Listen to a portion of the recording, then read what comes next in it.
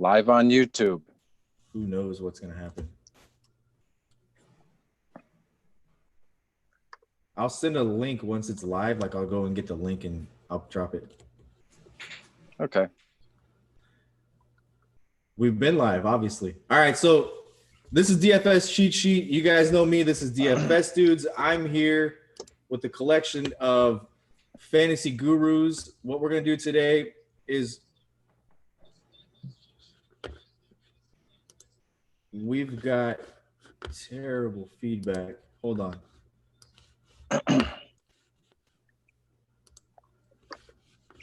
Hold up.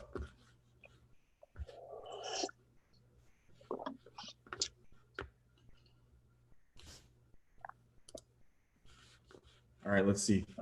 This is our first time doing it, so sorry about that. So, like I said, I'm DFS Dudes. I'm here with the collection of fantasy gurus. This is the fans mock draft. So, we've taken a collection of fan information from each fan base. Ben's going to get into exactly what this is, and then we're going to comment and we're going to break it down. So, Ben, go ahead, man. All right. So, how's it going? So, first on the clock, we got Cincinnati. A good friend of mine and Chris is actually gave us a pick for them. On the clock, Cincinnati's going to go ahead and take Joe Burrow. I think it's a slam dunk pick. It's the easiest pick probably in the whole draft that we're going to sit here and talk about. So Joe Burrow goes to Cincinnati at 1. I guess you guys are agreeing on that too, right? I think so too. Does anybody think Miami trades up? Does anybody think Miami trades up? I don't think they trade up to 1. No, maybe my Lions, but who knows? We'll get to that. We'll get to that bridge when we get there. Yeah.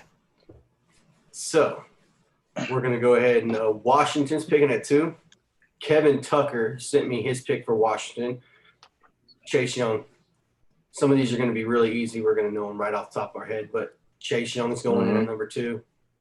Another slam dunk.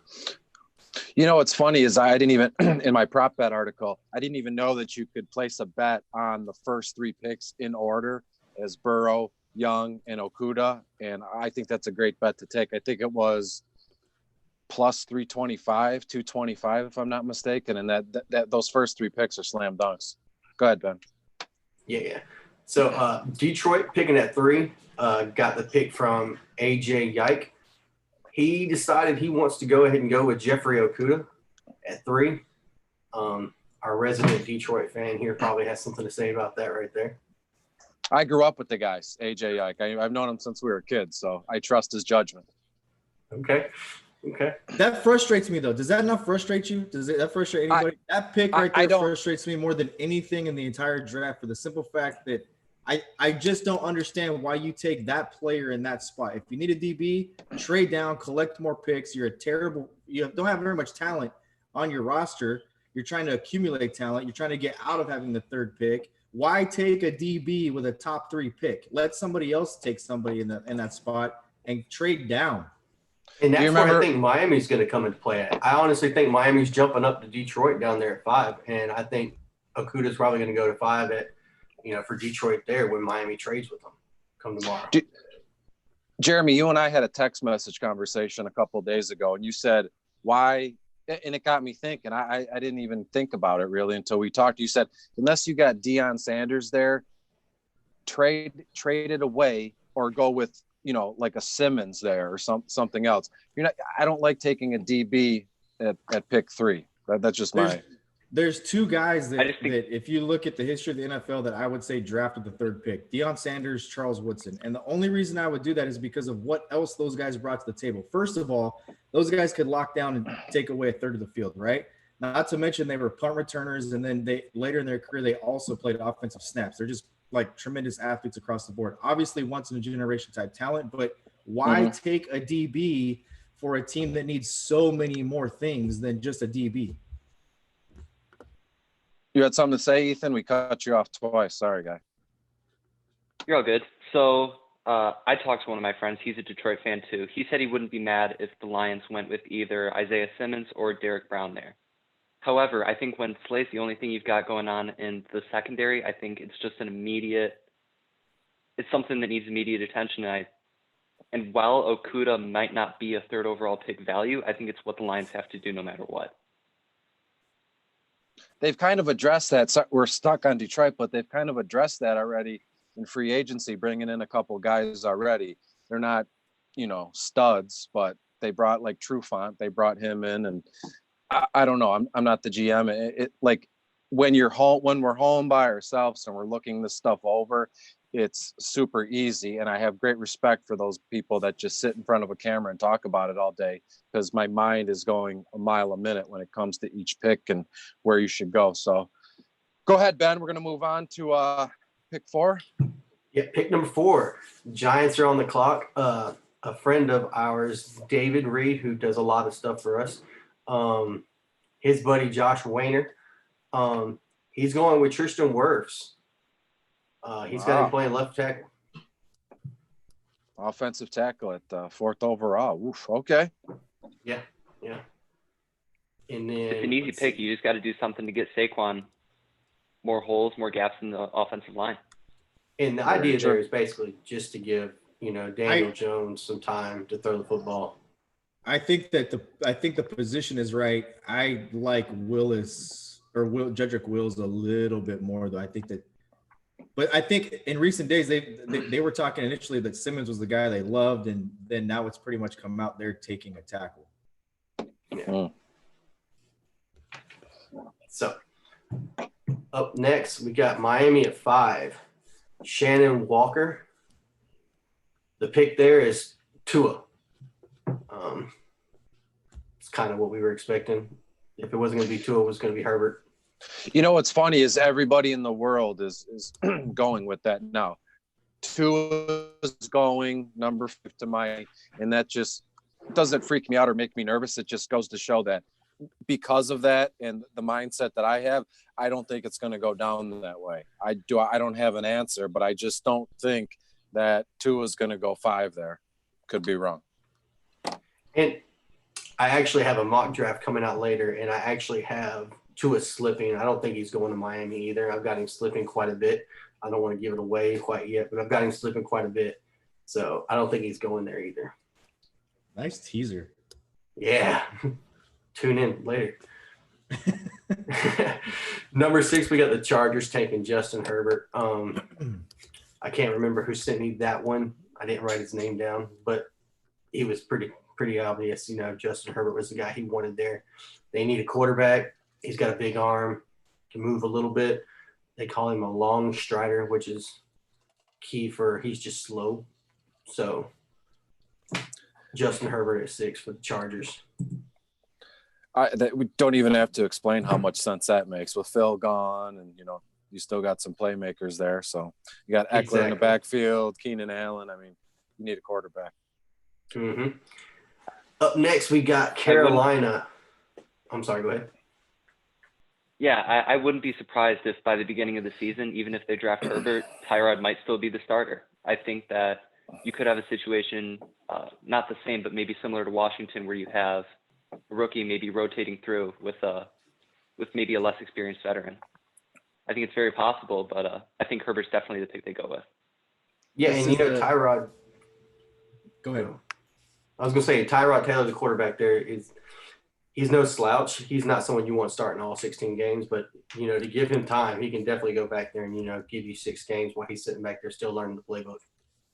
I don't know. I'm Ethan. I know that but I don't know if you know what other people maybe don't say about you, but think about you. To me, you've slowly started to transform into like this, like a quarterback battle connoisseur. You know what I mean? And you know what I'm going to say next with the Phil and the Jacoby Brissett. We've been talking about that a ton, on Facebook and on Twitter a lot. So I can't wait till we get down in the draft a little bit when we get to Indy's pick, and maybe we can touch on it there. Yeah, for sure. It's super interesting. I always look forward to see how it turns out when the season comes around. Absolutely. So, and at pick number 7. And at pick 7, we got Carolina. Jeff Reeves sent this pick to me. It's Isaiah Simmons. He's probably the most athletic guy in this entire draft. To me, he's the best defensive player there. They've got a hole with Kuechly no longer there in Carolina. They need to fill it, and they feel like Isaiah Simmons probably their best bet to do so. Can't argue that pick. Kid is a stud. 6'2", 230. He's a monster. Yeah. When we get to 10, can we just recap? Let's do a recap. Because yeah, for me, I think it would be interesting to talk about where these fell. Obviously, the picks are coming in. We're not talking about any possible trade scenarios that could be out there, et cetera. But I think it'd be interesting to kind of recap where these fell. Because I think it would be crazy if Simmons fell to 7. With the quarterbacks, we can get to it. We can get to it when we get to 10, I guess. Yeah. And at pick number 8, Arizona. The Cardinals. This pick came in from Austin. Austin. He drafted with us last night. Mm-hmm. He's got him taking Mekhi Becton, offensive tackle. That's who he really liked there. He didn't give me a reason why he wouldn't have went with Willis or Wells. He just preferred Becton more. That's it's not strange. It's not odd because it struck me a couple weeks ago when I started to do mocks and just add pictures into the articles. This Becton kid is like, he's 6'7". I'm looking 6'7", 355 pounds. I mean, you're talking about a brick wall. He could probably flip a car, right? And again, I don't find it odd, but I have a few mock drafts in front of me, one I've, been fooling around with, and I don't have him until, pick 14 or 15, but Austin likes him here at 8. So that's, it's pretty fantastic if you ask me. Yes. So let's see. And not only is he 6'7", 360 pounds, but they said he runs like a 5'40". They said the dude is the most athletic, probably offensive lineman there. He just needs a lot of work. Oh, he's going to get it. Yeah. So we got Jacksonville in at pick number 9. I'm going to say this guy's last name wrong. I know I am, but forgive me, Patrick. Patrick Cogswell. He came in with I knew I was going to get him wrong. I told him I was going to get it wrong. But he's got Jacksonville taking Derek Brown, defensive tackle out of Auburn, right there, pick number 9. That's pretty standard across the board for number 9 right there. Yeah, and unless Jacksonville decides they want to move back and add some more picks during their rebuild, I think it's pretty solid. It's either going to be Derek Brown or they're going to end up with Isaiah Simmons, whichever one falls first. So we've got Cleveland in at pick number 10. And with Cleveland's pick is going to be Will Holbrook. Will decided he wanted Cleveland to go ahead and pick Andrew Thomas, left tackle out of Georgia, who might be probably the best prospect, in my opinion, out of all the tackles on the board. Can play left, can play right.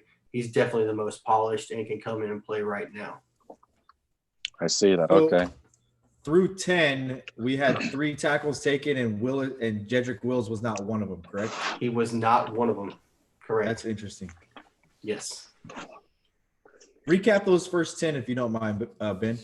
Yeah. So pick number 10, we've got Cleveland taking Andrew Thomas. Pick number 9, we've got Jacksonville taking Derek Brown. Pick number 7, we got Carolina taking Isaiah Simmons. Pick 6, Justin Herbert for Chargers. Pick number 5, we got Tua going to Miami. Pick number 4, Tristan Wirfs to the Giants. Pick number 3, Jeffrey Okudah, Detroit. Pick number 2, Washington's taking Chase Young. And pick number 1, we got Joe Burrow coming in at Cincinnati. I think it's interesting you mentioned. I think it's interesting you mentioned 3 tackles going in the first round. I know if Miami trades up to the 3 for Detroit, it sounds like what they want to do is they want to keep that run of tackles moving, and that would mean 4 tackles going in the first 10 picks. Yeah. Miami, so what I read today, though, is Miami, what they're talking about today is not trading up with their 5th pick, but trading up with, is it their 18th pick? That's yes. The pick that they want to stand pat on 5. I think that they're pretty sold they can get the quarterback they want at 5, but they want to move up. And if this holds true, it would like you just said, Ethan, that they want to get that would be 4 tackles in the top 10. That this run of tackles we just went through could be the reason why they are trying to move up to get a tackle. Absolutely, yeah. And I think the most interesting thing to me about this so far is the tackles that have gone. To me, if I was ranking the tackles, right, and look, everything you said about Becton, I agree with, even that he's incredibly raw. But from an athleticism standpoint, that's the one pick that made the most sense to me was because I think we have him landing in Arizona. Is that right? Yes. With a guy like Kyler Murray, you would want a more athletic tackle because that guy's going to break the pocket quite a bit. You want a guy who can move and not be just a road grader. But man, I like for what the Giants have going on, I don't know why you wouldn't grab Jedrick Wills from, I mean, he's the most, I don't think there's any debate from a scheme standpoint when it comes to play calling and moving into a system that Alabama's got the most pro-ready language, verbiage system there is, and they run the football. They're like the last of a dying breed. They're not running a spread type offense. They're running a pro system offense still. That's the fact that we're 10 picks in and he's still on the board. I'm kind of shocked with that. And spoiler, you're going to be waiting a couple more before his name comes off the board here in a little bit too. That's crazy. The only other thing that I'm shocked with, and I'll just touch on this before we move on, but we talked about you mentioned the text message exchange we had, right, Chris? Yeah. The team that is the most interesting now that we're 10 picks through to me is New England, right? What is New England going to do? They obviously are not going to roll for the next 10 years with the quarterbacks they've got in their quarterback room right now. They've got ammunition and picks, and they've got a familiar trade partner with Detroit, right? Do they move up? Because that, to me, it's the most interesting situation. Detroit, my problem with Detroit, and I'm not a Detroit fan by any means, but Detroit needs more than one piece. If they can get 2 picks in the first round and pick up 2 pieces, if they were going to take a defensive player, to me, if I'm Detroit, I take Simmons. He's the most game-changing player that you could take on the defensive side of the ball in those top 10 picks. I mean, I could be wrong. No, I agree with you. And something I hadn't thought about until probably a few hours ago, I'm going to mention Ben's his latest mock. I think that's going to be your last mock draft before the actual draft, correct, Ben? Yes. Well, I don't want to give too much away, but I'm sorry to do so, but Ben has the Lions trading with, because you mentioned the Lions getting 2 first-round picks. I don't think it comes from New England. I'm buying into what Ben sent me and told me earlier, that they trade with Dallas and they're able to get 2 first-round picks from Dallas in the first round. And that makes more sense. They're still able to get Okudah. Miami. They're still able to get Okudah at that pick. And then they get, what was the second number in the first round, Ben? They get their second or their third pick in the first round. So it's like 26. Okay. It's going to be interesting. And the interesting thing about what we just went through was the amount of tackles and the amount of quarterbacks. Yeah, absolutely. I think I've got a grand total of 6 offensive tackles coming off the board here in the first round. Wow. Yeah. So we can go. Well, okay, yes, start us with number 11 if you could. Okay. Number 11, the Jets. Carl Williams sent me this pick. CD Lamb, wide receiver out of Oklahoma. Do you think that? Yeah. I don't know if the Jets bank that pick. I don't know if it's. I think that these two, the first two receivers that come off the board, I think that there is some interest. It'll be interesting if the Jets make the pick at 11, because I think that there's a couple of teams that are looking to get those 2 guys. The 49ers being one of them. We talked about yesterday when we did our draft, but them trying to move a couple of guys. I really am curious. This is the 2 spots for me in the first 15 picks that I'm the most curious about is 3 with Detroit and then 11 with the Jets, because I just don't know if the Jets make the pick. And I'm with you. I don't think they make it either. I think there's a lot of trade talks going on right now, how Atlanta's trying to move up, whether it's in the top 10 or try to get up with the Jets right there. They really like C.J. Henderson. They really like Jeffrey Okuda. It just depends on, how the draft goes and who falls the most. Atlanta's in play there at pick 11, definitely for sure.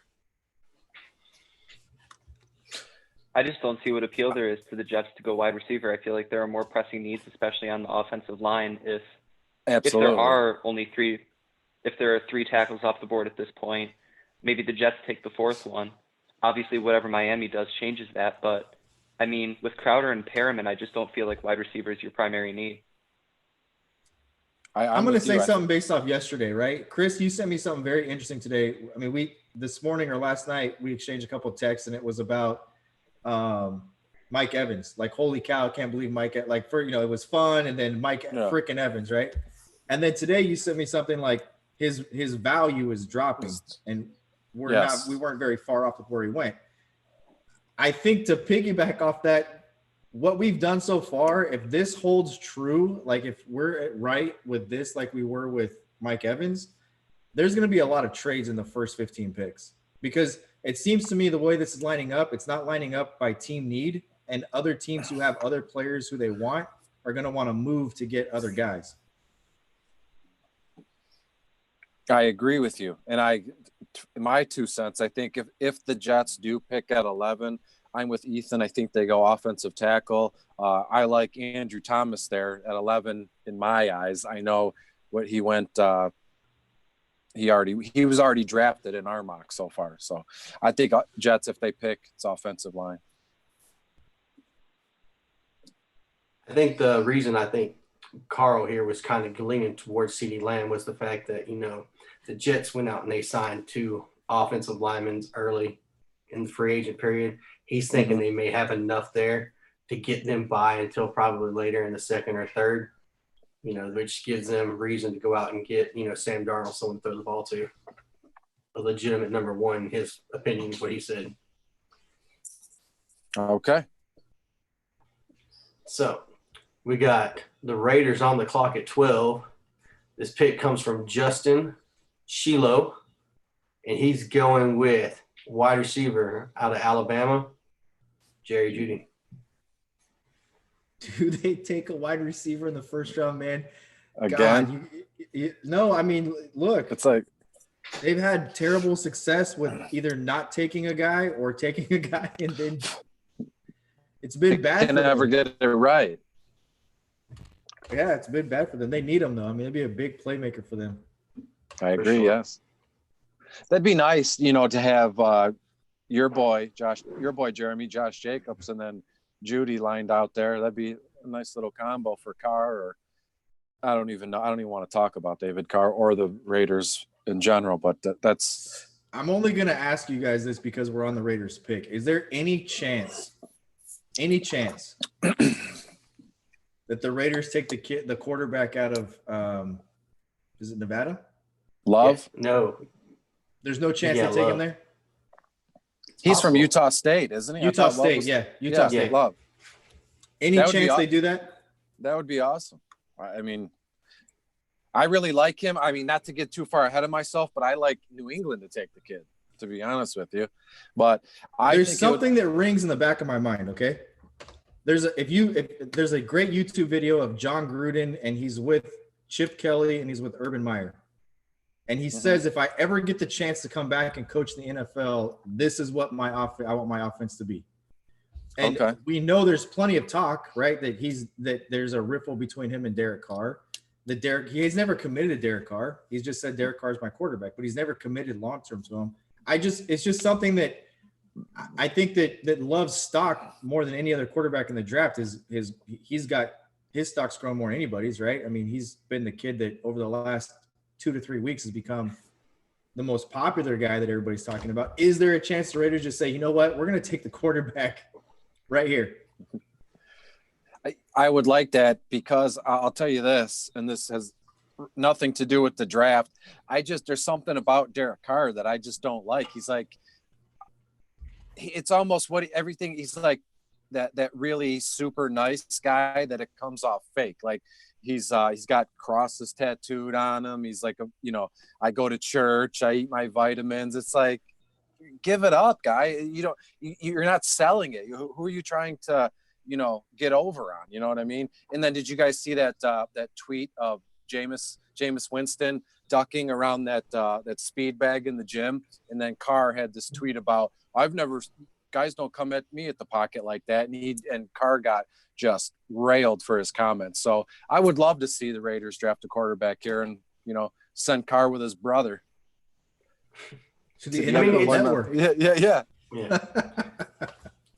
I mean, it's John Gruden. He took, Farrell in the top 5 last year.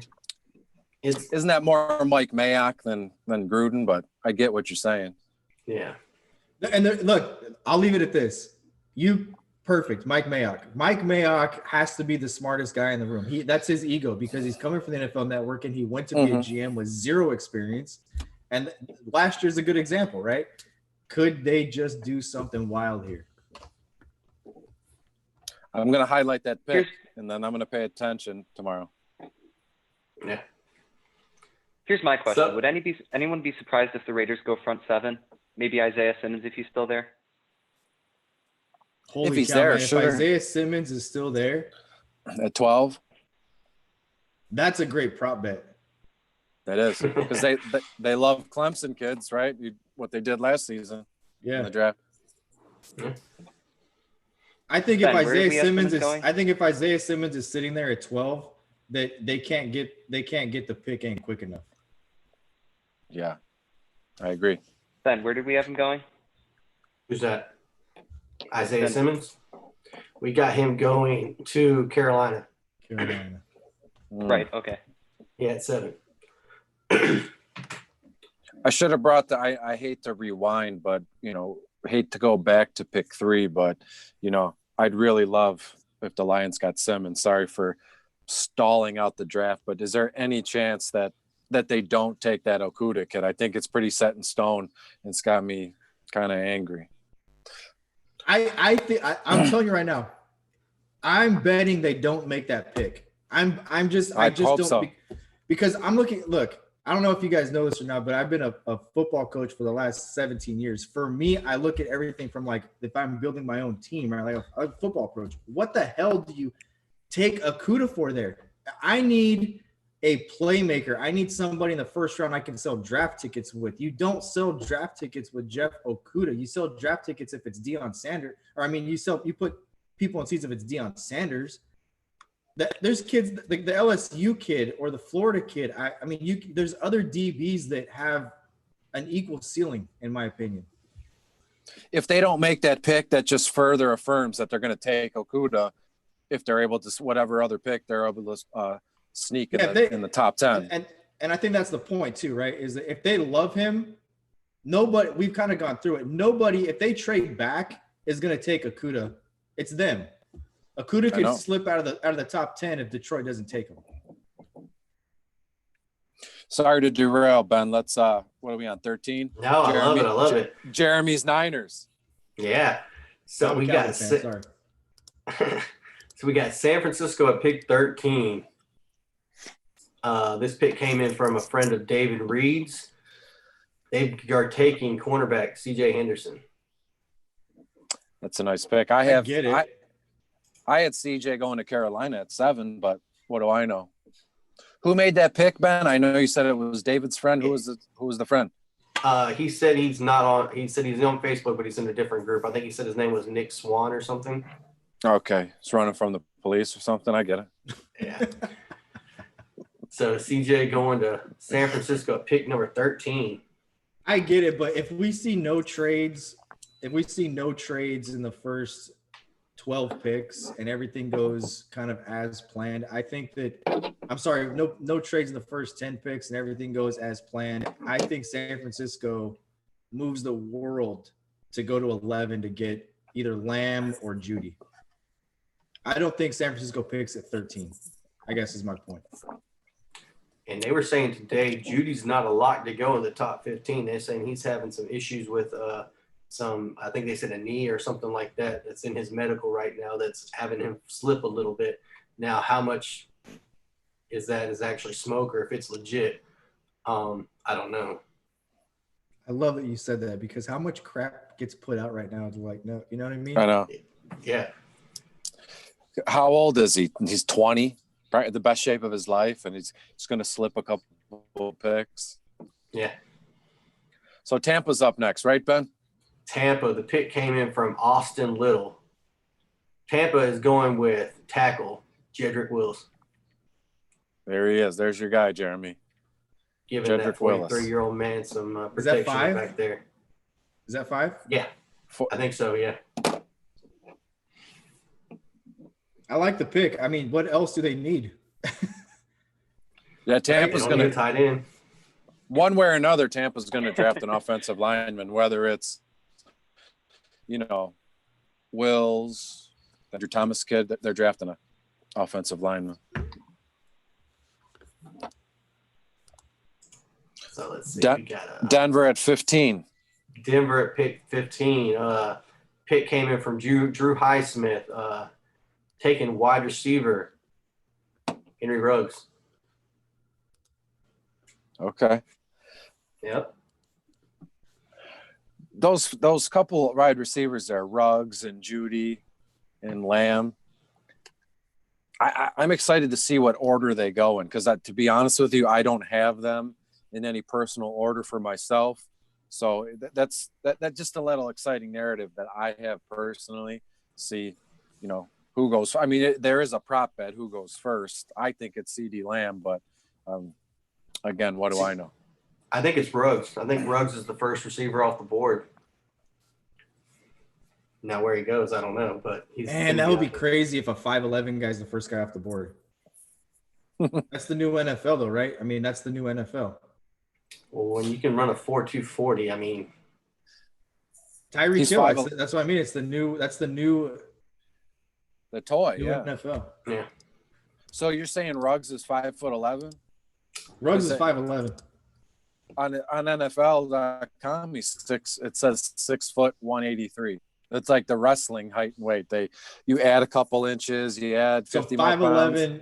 5'11" is what Alabama always had him listed as. He could be now 6 foot after the combine getting official measurement, I guess.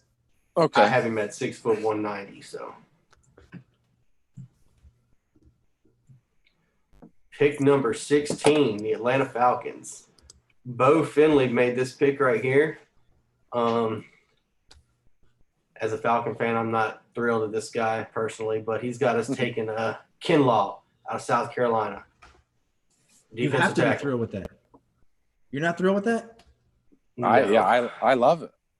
No. Mm-hmm. So who would you like at that pick? At that pick, I don't think Atlanta makes a pick there. I think they go up and they move a pick. If they have to make a pick there, I would rather take the kid out of LSU, personally, Chase on. We need edge rushers. We've got a couple guys who we can shove up there in the middle. They're not very big, but they can get the job done. They played pretty good the second half last season.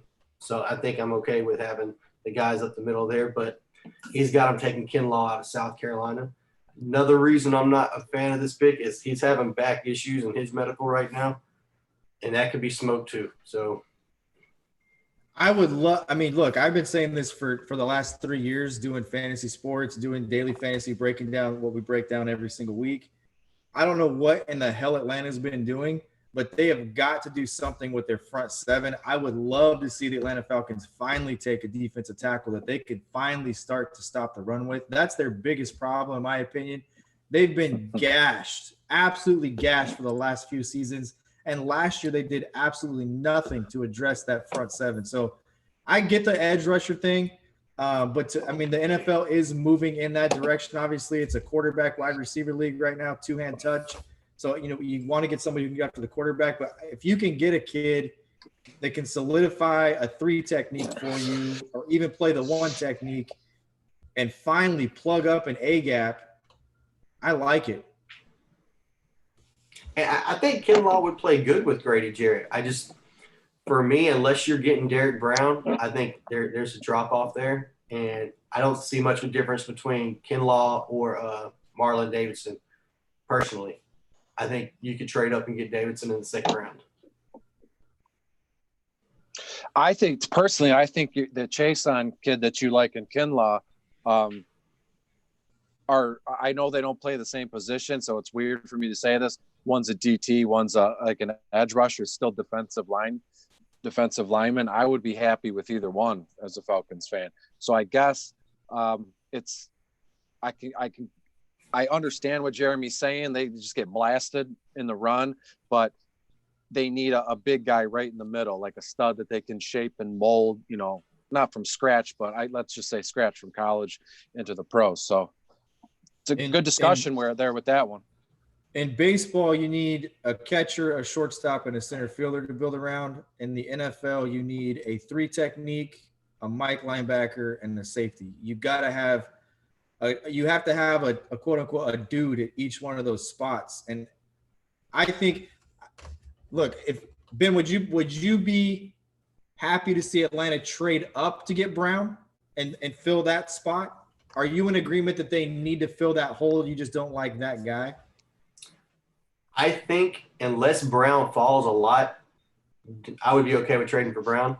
But I'm not one to go out and take a defensive tackle early, just because I think, you can get a guy, who can plug the gap. He may not be the best guy there, but he can keep someone from running by him quick enough so a linebacker can get to you. Atlanta's got this new analytics guy. They're really big into it. They just don't see the value in the defensive tackle right now when, that's just Ben, from what I understand. I got a question for you. It's going to sound familiar. So do you think Atlanta trades with Jacksonville at their number 9 pick? And if they were to do that, who would you like to see Atlanta take 9th overall? If they trade up with Jacksonville at 9, depending on who's there, I would be perfectly happy with taking, if it's Derek Brown, taking Derek Brown, or if it's CJ Henderson, taking CJ Henderson. Okay. Would you pass? Go ahead. I was going to say, we just cut Trufant.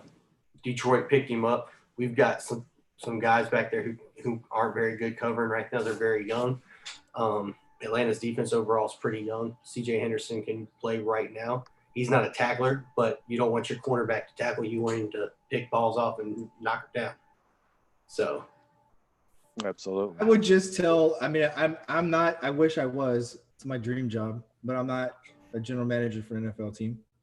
But I wish somebody would tell the Atlanta analytics department that you've been gashed for the last 3 years in the run game, and take a look at Cam Jordan and Will Davenport down there in good old New Orleans playing in the Superdome, and what that defense, if you take a look 3 years ago, was atrocious. But one thing they did was stop the run, and one thing they've hung their hat on the last 2 years in their runs is stopping the freaking run. So I don't know. We spent a lot of time on this one spot. I get it, but man, I would love to see. That's just me. I'm not a Falcons fan, but God, get competitive and do something to plug up your bit. It's like Dallas, right? Like, how long is Dallas going to play without a secondary? True. And if it was my pick, I don't make this pick here. I trade back. I get 2 different guys. I don't make a pick there. Unless Simmons or Brown's there in the top 10, I don't see him trading up. And I don't see him making this pick. I see him trading back. But we got Dallas coming up at pick 17. The shocker in the first round. I would probably put money on it. None of you guys could tell me who this pick is. It must be crazy then. First tell me what fan made the pick, and then I'll see what I can do from there. Scott Kirkman made this pick for Dallas. Oh Jesus. I've never met Scott personally, but we've played in fantasy baseball leagues with him. So I would imagine it's some guy that you could probably draft in the 3rd round, maybe. It's not a first round kind of talent. Sorry, Scott. No, he's got him taking tight end Cole Kmet. Ooh. Out of Notre Dame. Did he give a reason why? He did not. He just said Cole Kmet out of Notre Dame. He had a couple other guys, but they got taken off the draft board, so they didn't make it to him. So he was second on his list. Yeah. So I see what happened. Yeah. They gave you, these people gave you a list. Okay. I don't think Go ahead, Chris. Go ahead. I did a little draft, like when I say draft, like on paper, I did a draft of the draft, and I have the Chason kid from LSU, 17 overall, from Dallas. He's a edge rusher. Ben basically discussed him for a bit. He's a big dude, 6'4", 250. No way in hell do they take a tight end here. Not why? Because Witten left. I mean, if Dallas is smart, which they're not, and I said yesterday they can screw up a draft better than anybody. You look at Dallas's roster, and look, I'm a Cowboy fan, so I probably know this roster better than most people should know it. But you look at what they've done in the draft and the guys they've been able to accumulate. One, they hung their hat on making draft picks on the offensive line. That was successful. They've got guys like DeMarcus Lawrence. They've got Xavier Woods, the safety spot. Jalen Smith in the linebacking core. Great pick with the kid out of Boise State that's hurt. So the one glaring hole to me, and the pick that makes the absolute most sense in this spot, is take Delpit out of LSU and move on. See, if it was me, I'd trade back and get Cesar Ruiz, or just take him right there. They did that with Frederick a couple years ago. He was a second-round talent. They took him, I think, at like pick 21. Took him like 16 spots way too early. But he turned out to be, a Pro Bowler. They could do the same thing, or they can just trade back and take him, which is what I'm thinking they'll probably do. But that's not going to be their pick. But depending on how the contract dispute with Dak Prescott goes, I wouldn't be surprised at all if they either draft Jordan Love to put pressure on Dak, or just draft Jordan Love and move on from Dak, period. I wouldn't be surprised if that happened at all. I want Grant Delpit. That's what I want. If you're going to pick there and you're not going to move, that's who I want. But they have not taken the guy I've wanted. They screw it up. They screw it up every year. You got me thinking like Jeremy. I feel like they're going to trade that pick, but if they don't, I love Delpit right there. I love Delpit in general. I don't know when or how. I do. I have this affinity for stud safeties like Jamal Adams and Landon Collins. I think Delpit can be one of those guys, just a nasty wild ball hawk, right? I think that he's the best. People are going to argue with me on this all they want, but to me, he's the best defensive back in the entire draft. He's the best talent at defensive back, ball hawk, size, strength, speed. You plug him into a 4-3 defense as your strong safety. He's a two-way player. He can cover any of the slots because of what his speed. I just think what a no-brain pick if you're Dallas and you're lucky enough to get – I don't know. Ben, you may know because you've got some of the stuff that could be smoke, but what is – because a lot of the mocks I'm looking at, Delpit's going like the end of the first round. Why are people not higher on him? I don't know why they're not higher on him. I think everybody's more higher on McKinley out of Alabama than they are Delpit. I think they think Delpit's a little bit more raw because he's leaving as a junior. They thought he should have stayed for that senior season. But that's pretty much what I've been hearing.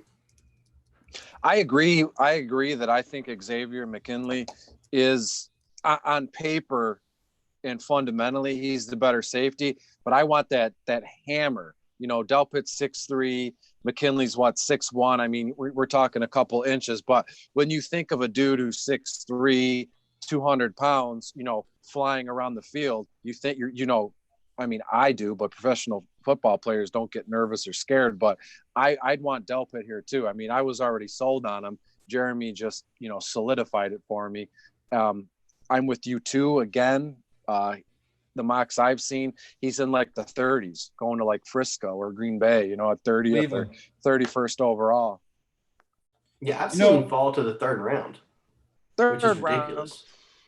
The last time Dallas was had an opportunity to draft a premier defensive back, they screwed up Jalen Ramsey. That was a no-brain pick for me for them to take. They should have taken Jalen Ramsey. The guy's ridiculous, right? I just, like you said, the Raiders took a guy last year with Abram, and that guy's a freaking hammer. And I think that the Delpit is more athletic. I think he's a smarter football player. The university that he's coming out of in Louisiana State, what do they call it? DBU, right? I mean, So we probably spent more time on Dallas than we should have.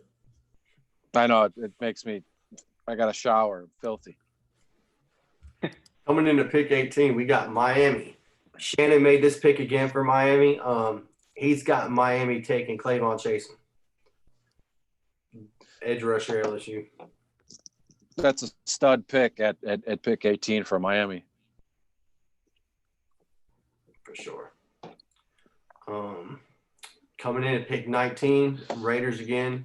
Justin made the last pick for the Raiders. He made this one too. Cornerback, Tristan Fulton, LSU.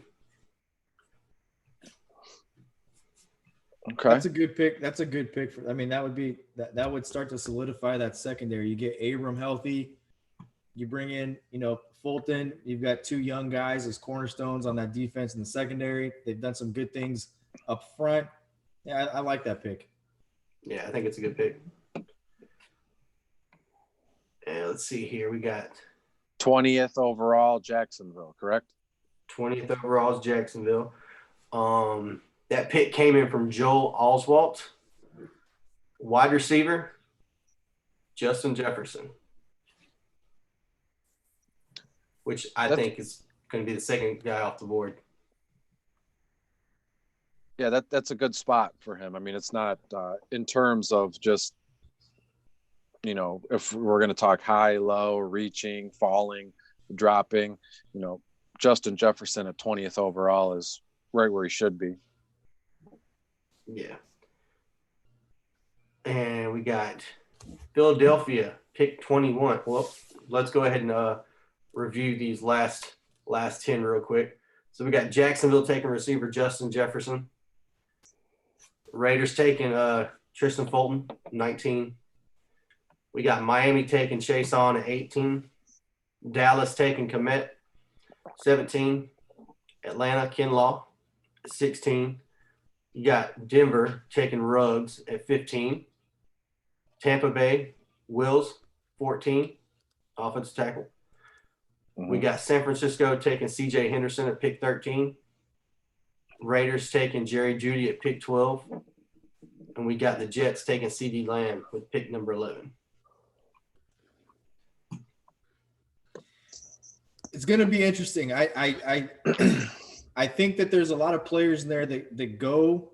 I think there's probably – I think 5 of those guys go in that slot, maybe 6. And I think that because I think there's a couple of teams that are on the outside looking in that have ammunition to maybe move into the first round, or teams that move up in the first round that have ammunition and could shake up the order and have some of these guys fall a little deeper in the draft, right? I mean, I think that the majority of the guys in the top 12 that we had are right on, just a matter of where they're going to go. Maybe somebody moves up or shakes something up. I think Okuda is the biggest kind of linchpin in the whole thing with Detroit and what they do at 3. If Detroit moves back, that could kind of have some other guys fall, which would maybe set up a scenario where about 5 or 6 of these guys we just covered in picks 11 through 20 stay in that range. But I definitely think that there's a couple of scenarios. If nothing happens, I think San Francisco has the ammunition to go get CeeDee Lamb, and I think that's the guy they would like to kind of put. It's interesting because do you want CeeDee Lamb to pair with Deebo Samuel, or do you want Jerry Jeudy to pair with Deebo Samuel, right? But I think San Francisco, if everything sits as it does, they're the first team, in my opinion, that's going to move in or ahead of somebody to try to get one of those 2 receivers. And then I think that can push other things back. And you think Atlanta's going to move in, right, Ben? Yeah, I think Atlanta's moving in. I have an update from Bleacher Report. Allegedly, Atlanta is attempting to trade up as high as the number 2 overall pick for Ohio State's Chase Young. I'm okay with that. It's going to be hate to talk like this when we're in the middle, almost at the end of the first round, but so I can't remember the last time I was this excited for a NFL draft. Is it because of the lack of other sports and we're just – No, there's a lot of talent in this draft. Yeah, it's going to be fantastic. I can't think of a draft with this much talent. Go ahead. What's that, Ethan? No, it was Sam. I was telling Bill, I said, if that's true, I think Dimitrov's trying to go out with a bang. Trade his whole draft away. Yeah. When did Sam get here? I didn't even know Sam was here. I've been covering everything pretty good. I've just been sitting here. Oh, okay. Following. So where are we at now, Ben? We're at 21 with we're Philly, at 21 correct? with the Eagles. Awesome. And this pick came in from John McGrugan. He's got the Eagles taking defensive end Gross Matos out of Penn State. Okay, the only reason I'm going to speak up here for a second is because he played at Penn State. I'm a Big Ten guy myself, and I've seen a lot of mocks and scenarios where, even without a trade, he falls, last few picks of the first round. But then after the Lions they've traded down, they've been able to grab Okudah, and then they draft either Matos or the Iowa edge rusher, AJ Espinoza, later in the first round. So I'm a huge fan of his. I've done some, not a ton of, work on him, but I've seen him and I like what he's about. He's 6'4", 260-ish. So that's a fantastic pick any way you slice it. Personally, I don't think Philadelphia takes a defensive player there. I see them more going with one of these wide receivers here at that pick. Personally, like Justin Jefferson there. It's just my 2 cents. And that's who he wanted, was Justin Jefferson. Went off the board right before him. So okay. Yeah. And that just happened to be the guy who just tells you, I'm onto something, that it's not crazy, I didn't take a tight end, like Dallas. Not yet, anyways. No. All right. At pick 22, Minnesota. This pick came in from a friend of Austin's. His name is Vernon. He's got Minnesota taking cornerback Jalen Johnson. I don't hate it. No, he's underrated. He's sneaky good. Yeah. And Minnesota loves taking corners in the first round. I think Minnesota goes a receiver there like Mims. I think they go that kid out of Baylor. I think they go Mims. I don't even think that cornerback gets drafted in the first round, to be honest with you. We shall see. I know. Pick 23. I think that's a scenario. I think that's a scenario, Chris, where I would disagree for the simple standpoint that if that's the guy that Minnesota wants and he's there at that pick, you just take him, right? That's the smart thing to do, I mean, they've got 2 firsts and a second, so they've got some wiggle room to play with. Absolutely. Yeah, 22 and 25, right? Yeah. Well, and that's a sweet spot. Those are sweet spots, yeah. That just fuels my fire on Okudah. I hate to keep going back to it, but you talk about if the dominoes start to line up, you're talking about a team in Minnesota, Ben, you just said they've got 2 picks in the first round, right? If you're a team like Detroit and you play your cards right, and let's say you don't want to take him, you could end up with 3 picks in the first round. You could trade back to let's say you move back to 5, right? And you let Miami jump up and take the quarterback they want at 3. If that, we'll just play this out. Yeah. Then you're sitting at 5 and you say to Minnesota, hey, look, we want out. We don't want Okudah. We want out. I know you want a defensive back. Do you want Okudah? We'll take your 2 firsts. Now you potentially end up with 3 firsts. And I mean, that's one hell of a way to parlay your draft and make a big, huge impact on your roster right away, right? I mean, absolutely. I just don't see why you just default. And that's why, to me, you're talking about Patricia and you're talking about a Patriot guy. I just think that's the most interesting scenario. And I think he's the linchpin for the whole first round. Yeah. Imagine if this is like a dream scenario. If you can, like you said, if the Lions can get 3 picks, imagine if they could grab their stud starting cornerback and then like a Del Pitt, in the second round. I don't even care what they do the rest of the draft, as long as they, how long has it been since the Lions have had a stud defense of anything? It's always been offense. So hate to harp on the Lions constantly. So food for thoughts. It's great. Go ahead, Ben. All right, we got New England here at pick number 23. This pick came in from Michael Hansen. He's got New England taking linebacker Kenneth Murray, Oklahoma. I love that pick. I do, yeah. That's exactly who I want. Yeah, he's a go-getter for sure. Kenneth Murray's like a almost borderline top 10 kind of guy. I mean, he's top 15 for sure. So New England gets him at 23. That's a win, and I don't think I've ever questioned anything the Patriots have done. The shock on my face was not the player, that we're doing a mock, and with all this talk about the Patriots and love, that's not where the pick. I was just totally what I was expecting. If it was me, let me get my thoughts out on Love real quick. Go ahead. So I think that ever since Brady left, I think Stidham has been Bill's guys. Bill wants to go with Stidham, and I think you have to. I think you take this year, you see what stock you have in Stidham, and if it doesn't work out, you move down the road and try again next year. I think the other needs that are on the team, I don't think Dallas takes Cole Kmet. I think that the Patriots taking Cole Kmet is something that, as a fan, I would be happy with. I also wouldn't be surprised. I think the absence of Dorsett makes a big deal with Edelman and Harry really the only relevant wide receivers left over. I wouldn't be mad if they took Brandon Ayuk. Oh. I haven't even thought about that. All these stud running backs. I mean, that's like a whole nother level of discussion there. Let me ask you this, though, right? Let me ask you this, and I think this is another interesting point with just the way the Patriots have been in the past. If you don't take quarterback at 23, do you just trade out of the first round? Why not? I think so. I don't think so. I think linebackers, especially their biggest need. I think the years that they've had a good defense, they've always had a great linebacker centered around. They've had Hightower in earlier years. The past couple of years, they had Van Noy. Now that Van Noy's gone, I think you need to find a replacement immediately. A guy the Lions cut, playing in the Super Bowl. Sorry. No, yeah.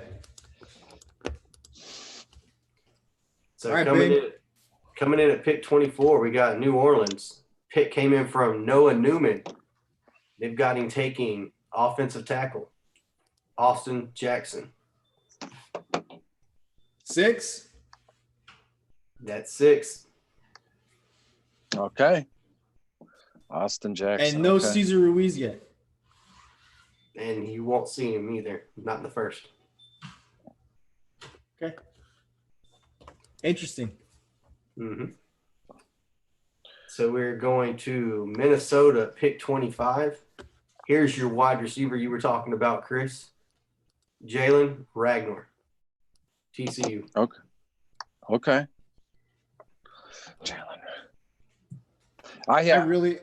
I really hope this doesn't shape up to be like a fight that you pay $60 for, that the styles clash and it's just a boring 10-round fight, because there's so much potential, man, for this to be exciting. But this will be Minnesota doing the right thing, I guess, right? They got the receiver and they got a DB.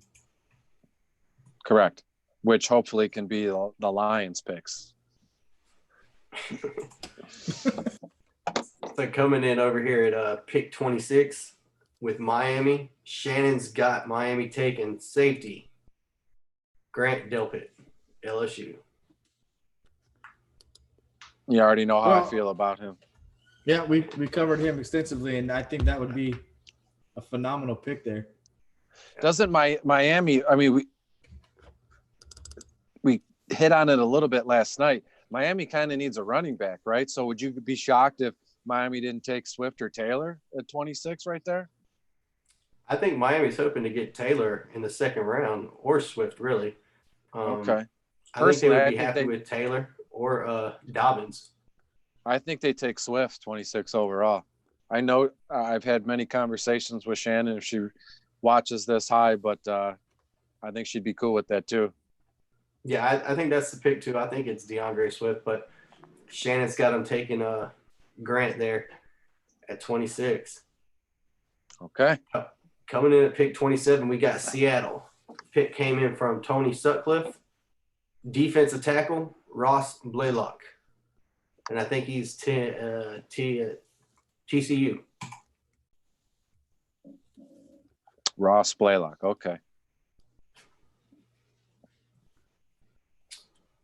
Coming in at pick 28 is Baltimore. This pick came in from Joe Foland. He really wanted to address this position. We talked about it for a while. He's got him taking DeAndre Swift out of Georgia, running back. That's like for selfish fantasy football reasons. That's a fantastic pick. You know, pairing him with Lamar Jackson, and we all know what that brings. Personally, I think they take a linebacker here, like a Patrick Queen almost. Yeah. And that was somebody who he said was Patrick Queen too, but he said he really wanted someone to replace Ingram because he said he's in the last year of his deal, and he said there was no one on the roster or running back he saw next year who was anywhere close to being as good as DeAndre Swift. Okay. I mean, they got. If they're going to take a running back, I would like to see him take a running back out of a more of a zone read type team. I mean, so here's a couple of things that we talked about quite a bit during the season, and the success of Lamar Jackson. If you just, I know when the playoffs came, it became popular. People started talking about it, but the offensive coordinator who put this whole thing together was also the same exact person that put the success together for Colin Kaepernick and the zone read. So if you take a look at what they're doing, you take a look at some of the stuff that they're doing, I just don't see in getting a running back like Swift that helps Lamar Jackson. I think that I'd like to see him get more of a zone read system type running back if that's who they're going to take. And I don't think you can there's first round value for one of those guys. No, if that's the guy you're talking about, you want Anthony McFarland out of Maryland or somebody like that, someone who's got some wheels who can run for days. You just need, if you look, so I'll give you an example. What they put together a package, and they combined the inside zone read and they combined the jet sweep. So what most teams in college do and in high school is they combine power with jet sweep. So what happens is you've got your slot receiver on the left side. He runs jet motion. You read the play side linebacker. The linebacker jumps out of the box. You've got a guard who's pulling and he's running power. Once linebacker jumps off, quarterback keeps, and it's a big play for the quarterback. Linebacker comes in the box. You got a tackle there. He takes him on. You let the jet guy, you hand the jet off, right? What they did is they took that concept, but they put inside zone off of it, and they had some enormous plays for the quarterback. If you're able to get a guy – so what happens is with the scheme they're doing, you look at the big runs Lamar Jackson has, it's off of action, and they create huge cutback lanes. You need a guy who's got great explosion and great acceleration. I just don't think that's the running back you want for that type of a scheme. I think he mentioned Clyde Edwards-Helaire would have been an option he would have looked at, but in the second round. But like I said, he really liked Swift. So pick 29. I don't know. Sorry to cut you off, Ben. I don't know if this is the place or time for it, but I'm really hoping, and I can almost set my watch by it, that we're all going to get together again and do like an all rookie mock fantasy draft, because it's going to be a 6-hour event, because you mentioned that you mentioned CEH, the running back from LSU. I mean, guy's driving me crazy, you know what I mean? Like in a good way. So sorry to derail everything talking fantasy football, but go ahead, Ben. All right. Coming in at pick 29, Tennessee. This pick came in from Sam Zuzman. Hope I said your name right.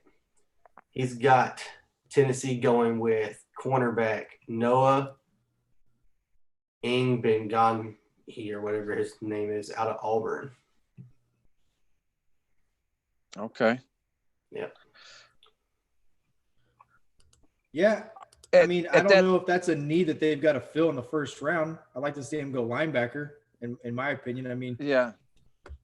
I was going to say defensive end, that kid out of Iowa, AJ Espenza, that cornerback, he's probably like a late second, early third round pick to begin with. It's not someone, I mean, I'm not disparaging the Sam who made the pick, or I'm not disparaging the draft pick, but there's more talent and another position of need there that Tennessee would take at 29. Yeah. So coming in at pick 30 is Green Bay. So I agree that Tennessee should take defensive back some point in the draft, but I agree they should do it later on. I think that defensive back definitely is a valid concern since they lost Jason McCourty a couple of years ago, but the first round is not the time to address it. No, you've got Adoree Jackson on one side too, and Adoree Jackson's just continuing to get better. So you've got one side of the field that Adoree Jackson can lock somebody down too, right? Yeah. So I think that when you look at their linebacking core, to me, I think the linebacker is the biggest need they have. I also think that they do need to get defensive line. But to me, I just don't see first-round value. I mean, unless you're going to move up and take one of the top 3 corners in the draft, I don't know why you're there. At Tennessee, you mentioned Adoree Jackson. What about Kevin Byard? They signed him to like a not a crazy but a high-end contract. And I'm big on him too. I think he can step up if he takes the next step. I think he could be mentioned with the Landon Collinses and the Jamal Adams of the world.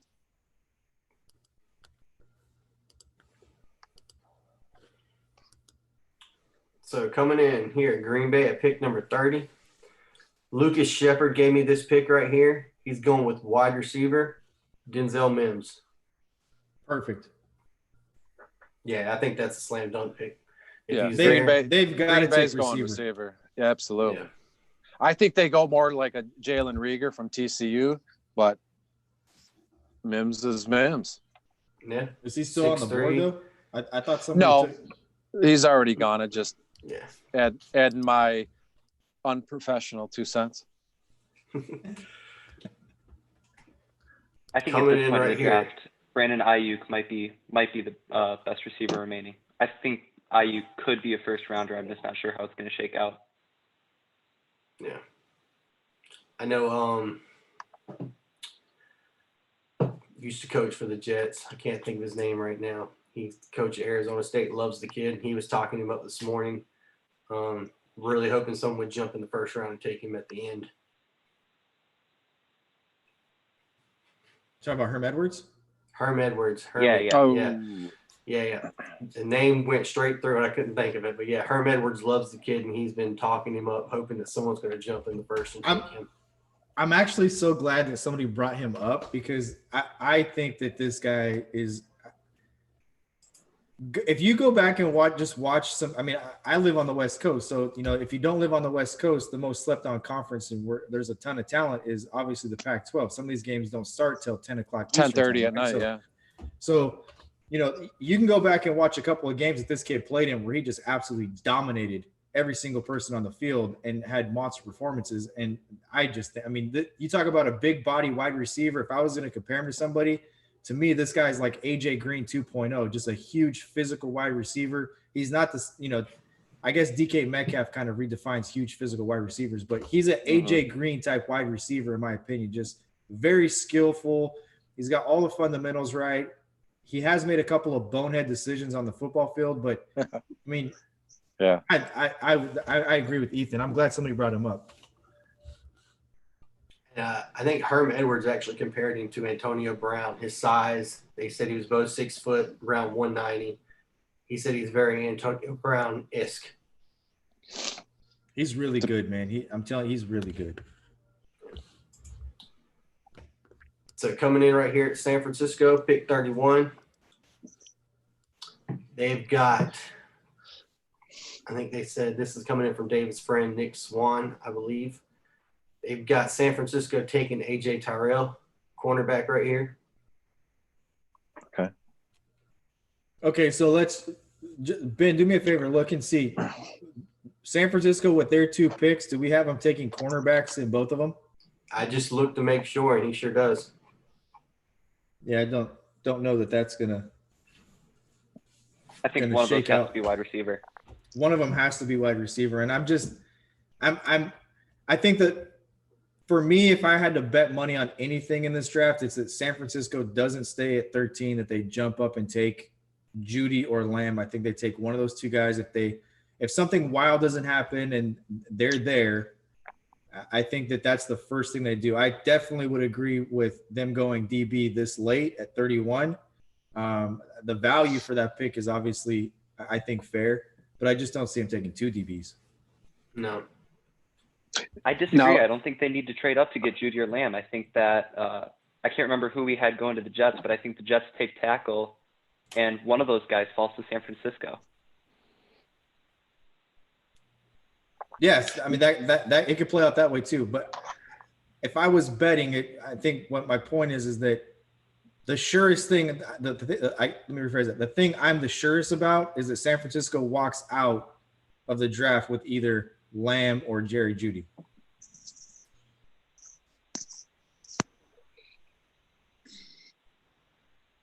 Let's see here. Going back to look, make sure I got it right. But yeah, no, that's who we wanted. No, it was the same guy. It was the same fan who made both Frisco's picks there in the first round. Okay. Mm-hmm. So sounds like he had a plan. I mean, let's see if Frisco's GM doesn't have the same one. Yeah. So, the end of the first, pick number 32, Kansas City Chiefs. This comes from Adam. You guys know Adam. He drafted with us last night. He's taking linebacker Patrick Queen. Fantastic selection. Yeah. I think Kansas City's a team that has to think about looking running back in the first round. Yeah, I don't necessarily think I'm going to go with David on this one. I don't necessarily think running backs the way they're going to look. They've got 4 guys on the roster, yet none of them are extremely gifted as any of those are running backs you're going to see right now, but they're all very capable bodies who can get out there and do what needs to be done. We only had one running back taken off the board, right? Swift? Yes. Yeah. Yep. Yeah, and Kansas City doesn't pick again until 63 overall. So, but I think they're still able, if they wanted to address running back, they could wait till that 63rd overall pick.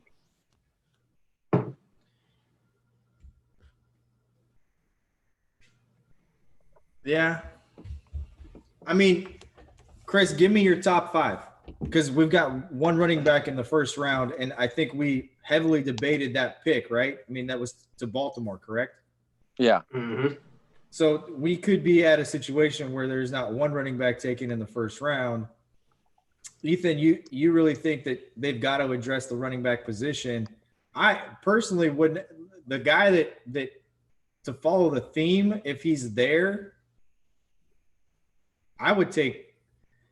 I mean, I think that's where I would take I would take an offensive lineman, and I would take the kid from Michigan in that spot. That's one thing that Kansas City, I think, does need to solidify. They've kind of had some injuries at the offensive line. They haven't had, and it sounds weird to say because they just won the Super Bowl, but they could upgrade their offensive line. They've patchworked it together with injuries and using their practice squad, etc. Why not go get a guy you could anchor at that spot? I mean, and fill out that could just kind of carry out the theme of the tackles and offensive linemen that are taken in the first round, right? Yeah. Give me your top 5 though. What you've got, I mean, you've done all the articles. Who do you got in your top 5 right now for running backs? Running backs? I like Swift, number 1. I like Swift more than Taylor. I got Swift, Taylor, Clyde from LSU, Cam Akers, and let's go Moss, followed up with Dylan from Boston College. So then when you say you like Swift better than Taylor, does that mean you got Swift 1, Taylor 2, or you've got Taylor 7? I've got Swift number 1, like we're talking 1 through 5, correct? Running back? Yes, yeah. Swift is 1, Taylor is 2. It's a clear 1 and 2. There's no 1A, none of that. And that's just simply because I think, and Ben could speak to this too, because he's a Georgia fan. I just love the pass catching ability. It all depends where each kid goes, and I think this is better suited for a maybe here too, maybe here, but it's also better suited for like an all rookie fantasy draft. You know what I mean? Depends on where they get drafted, where you're going to choose them. I just like Swift and his PPR, what he can do with catching passes and stuff like that. Taylor's just like a no nonsense Big Ten guy, cold weather, motor, 5'10", just a pounder. You know what I mean? So you give him the ball, all 3 downs, boom, he's in. Swift, you know, you're going to give him a lot of swing passes, and we all know, you know, how the NFL is nowadays. So it's a very thin line, but I like Swift more than Taylor. And then Clyde he's probably my most favorite running back in the draft this year. Clyde Edwards-Helaire out of LSU. So Chris, you actually just misspoke. I think you meant to say Sam was the resident Georgia fan here. Ben is not the resident Georgia fan here. You like Florida, right? Yes. Okay. Yeah. He's the total. I gotta tell you, I'm with Ethan. Now that I gotta retract what I said, because now that you've laid out those running backs, and the theme of the first round was really offensive tackle and defense for the most part. Mm-hmm. It could start the run of running backs, and why not just start the run leading into the second round with taking the guy you think is the best running back on the board? Absolutely. Yeah, I think in the second round you're going to see all these running backs go pretty quick. I think the only one that's going to hang around longer than the other ones will be Dobbins, who you didn't even mention in your top 5, Chris. No, and I'm not doing that because he's Ohio State. I mean, once you're in the NFL, you can throw all that nonsense aside. But no, he's right there. He's right after. I could even plug him in right between Moss and Dillon. As it stands now, Swift, Taylor, Clyde, Akers, Moss, and who'd I have? Dillon. Yeah, Dillon, number 5. Yeah, I'm kind of right there with you. I got Dobbins a little bit bigger, higher than you, but it's pick your poison. I want to apologize to you, Ben, because you know why I thought. I mean, I know Sam is a Georgia guy, and I thought you were Georgia too. You're always posting so much crap about how bad Georgia stinks, making fun of even the dog, the mascot. I mean, you don't care. So sorry that I mentioned that. You're a Florida guy. Go Gators. And what do they do this? Yeah. All right. Making fun of Uga? Yeah. Uga number 15. Didn't he die in the middle of a season like last year? I don't know. The year before? Isn't Uga the one that got just scared shitless by somebody's Texas Texas mascot. Yeah. And then didn't he jump out of the butt because Georgia's field they have the shrubs between the hedges. The hedges. Didn't he jump out and he bit a Clemson player on the hand a few seasons ago? He almost bit the Auburn player. It was Auburn, year before last. Yeah, year before last. Dude, that was a different Uga. Awesome picture of it. We lost Uga number 17 when he had a heart attack because he almost got horned. I find sports are amazing. Like I can't even remember my 95-year-old grandma's phone number, but I know that an Auburn player almost got bit by some bulldog like 4 years ago. I have the same useless information. It's okay. I guess so. Yeah. Ben, if you want to put a bow on this and just recap all 30 real quick. Yeah, for sure. Starting back up at the top, we've got Joe Burrow, Cincinnati, Chase Young, Washington, Jeffrey Okudah, Detroit, Tristan Wirfs, Giants, Tua Tagovailoa, Miami, Justin Herbert, Los Angeles Chargers, Isaiah Simmons, Carolina, Mekhi Becton, Arizona, Derek Brown, Jacksonville, Andrew Thomas, Cleveland, CeeDee Lamb, Jets, Jerry Jeudy, Las Vegas Raiders, CJ Henderson, San Francisco, Jedrick Willis, Tampa Bay, Henry Ruggs to Denver, Javon Kinlaw, Atlanta, Cole Kmet, Dallas, Clavon Chasen, Miami, Tristan Fulton, Raiders, Justin Jefferson, Jacksonville. Gross Matos, Eagles. Jalen Johnson, Minnesota. New England, Kenneth Murray. New Orleans, Austin Jackson. Minnesota, Jalen Ragnar. Grant Dalpett, Miami. Ross Blaylock, Seattle. DeAndre Swift, Baltimore. Tennessee, Noah Ngabengani. Denzel Mims, Green Bay. AJ Tyrell, San Francisco. And Patrick Queen, Kansas City. Outstanding. And that was it for the first round. And that's all I got for you guys, fellas. Perfect. Jeremy's dealing with his housekeeper right now. So Yikes. Thank you guys for coming, Ben. I really appreciate you Hey, took Chris, the ball. Yeah. Not to cut you off, but just now that that's done, I just wanted to kind of go one quick time through and see, is there anybody that wasn't taken in the first round that anybody thinks should have gone in the first round? Any glaring misses? I have the floor here first. Yes, absolutely. AJ Espinosa, Antoine Winfield Jr. Yep. I think Jordan Love in real life is going to go in the first round, probably to like New Orleans. Zach Braun, Wisconsin. How about we talked about him quickly, but I think Ayuk goes in the first round. Who's that? Brandon Ayuk. We talked about him a little bit, but I think Ayuk goes in the first round. Mm-hmm. We didn't have Austin Jackson come off the board, correct? He was drafted. Jackson, New Orleans, 24. So he went at 24.